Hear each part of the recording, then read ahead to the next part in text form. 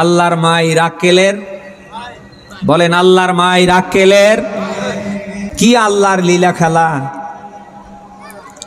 একটু পট পরিবর্তন হওয়ার সাথে সাথে যে প্রশাসন ওদের ইশারা ইঙ্গিতে আমাদের ধরেছে, পিটিয়ে গাড়িতে আহত করে উঠিয়েছে, মিথ্যে মামলা দিয়ে জেলখানায় পাঠিয়েছে।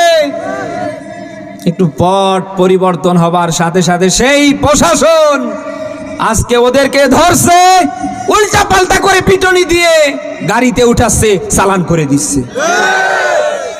ক্ষমতা পাবার পরে ওরা মনে করেছিল আর আমাদের কে নামায়।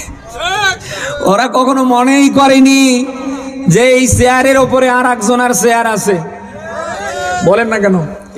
এই চেয়ারের ওপরে আর চেয়ার নেই, ওরা মনেই করেনি। ওরা যদি মনে করত তাহলে ওরা 41-71-এর টার্গেট দিতে পারতো না।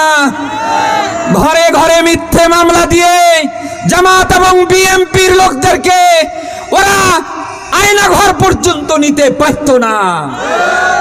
শুধু নিজের ক্ষমতাকে টিকিয়ে রাখার জন্য 1.5 দশক তারা কি না করিস। যারা কথায় কথায় বলতো খেলা হবে,